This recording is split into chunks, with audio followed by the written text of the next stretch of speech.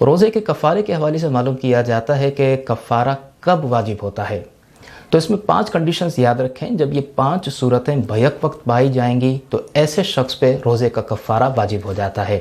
اگر ان میں سے ایک بھی صورت اگر نہ پائی گئی تو پھر قضا وغیرہ لازم ہو جائے گی، لیکن کفارہ واجب نہیں ہوتا۔ پہلی کنڈیشن اس میں یہ ہے کہ وہ روزہ جو توڑ دیا گیا ہو وہ رمضان کا روزہ ہو۔ لہذا فرض کر لیں کہ اگر کسی نے 11 مہینوں میں علاوہ رمضان 11 مہینوں میں کوئی بھی روزہ شروع کر کے رکھ کر اگر توڑ دیا تو اس پہ قضا تو ہو جائے گی، لیکن کفارہ واجب نہیں ہوگا۔ تو کفارہ فقط ہوتا ہے رمضان کا روزہ توڑنے پر۔ دوسری کنڈیشن اس میں یہ ہے کہ وہ روزہ جان بوجھ کر توڑا ہو۔ معلوم یہ ہوا کہ اگر کسی نے روزہ غلطی سے توڑ دیا یا بھول کر کچھ کھا پی لیا تو اس پر کفارہ واجب نہیں ہوگا۔ مثال کے طور پر اگر بھول کر کھا پی لیا، روزہ یاد ہی نہیں تھا، تو اس میں تو روزہ بھی نہیں ٹوٹے گا، چاہے جائے کہ کفارہ واجب ہو۔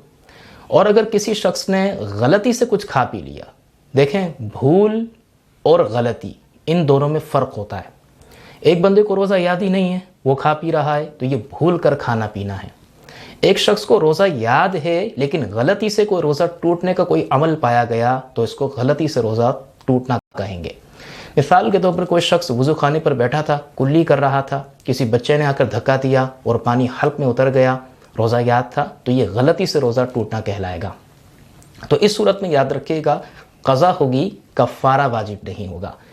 تو روزے کا کفارہ فقط اسی وقت واجب ہوتا ہے کہ جب کسی بالغ شخص نے توڑا ہو، جان بوجھ کر روزہ توڑا ہو، وہ روزہ رمضان کا ہو، اور چوتھی شرط یہ کہ وہ روزہ کسی ایسی چیز کے ذریعے توڑا گیا ہو جو لذت والی چیز ہو۔